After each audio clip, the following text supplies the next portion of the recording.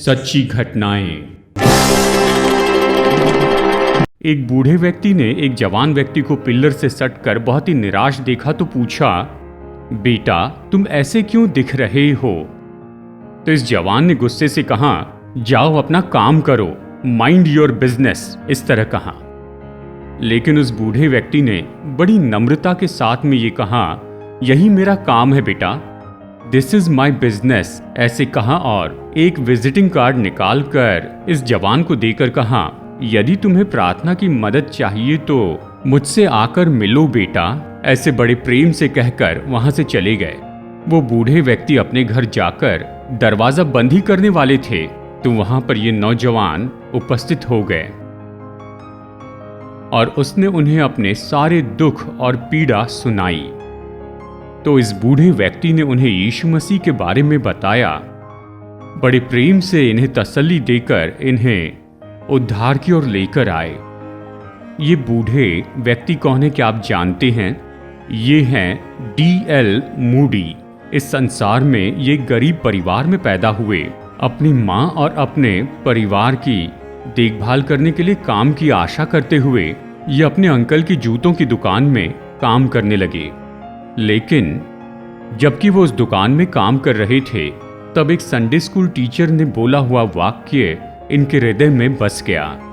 इन्होंने जाना कि इन्हें उद्धार पाना बहुत जरूरी है, तो इन्होंने अपना हृदय प्रभु यीशु मसीह को सौंप दिया। इन्होंने यीशु मसीह की ओर से एक नया हृदय प्राप्त किया और बयान से बाहर ऐसे आनंद और संतुष्टि से उछलते हुए कहा, मैंने उद्धार पाया, और प्रभु की स्तुति करने लगे। अपने सारे मित्रों को यीशु के पास लाने की आशा के साथ ये सड़कों पर जाकर सभी शरारती बच्चों को एक साथ जमा करते और उन्हें यीशु मसीह के बारे में बताना शुरू कर दिया। लगभग 3 साल में इन्होंने लगभग 1000 बच्चों को जमा करके उनके लिए संडे स्कूल शुरू कर दी। इस तरह सुसमाचार की सेवकाई को फैलाने वाले D.L. मूडी धन कमाने से बढ़कर आत्माओं को जीतना महत्वपूर्ण है ये माना और अपने व्यापार में बहुत बड़ी उन्नति देखने के बाद भी इन्होंने व्यापार छोड़कर पूरी सेवकाई के लिए अपना समर्पण किया और एक बड़े प्रचारक बन गए। सुसमाचार प्रचार करके इन्होंने बहुत से लोगों को यीशु के पास लाना शुरू किया। ये कई घंटों तक प्रार्थना करते थे, बहुत सी वस्तुएं जमा करते थे और बहुत अच्छी तरह से हंसते हुए, उत्साहित होते हुए, चेतावनी और ताड़ना देते हुए ये सिखाने लग गए।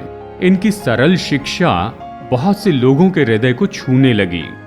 हालांकि इन्हें व्याकरण का सही ज्ञान नहीं था और इनके उच्चारण में भी गलतियां हुआ करती थी, तो भी लोग इनका संदेश सुनने के लिए बेताब रहते थे क्योंकि उन्होंने इनमें पवित्र आत्मा की सामर्थ्य को देखा था।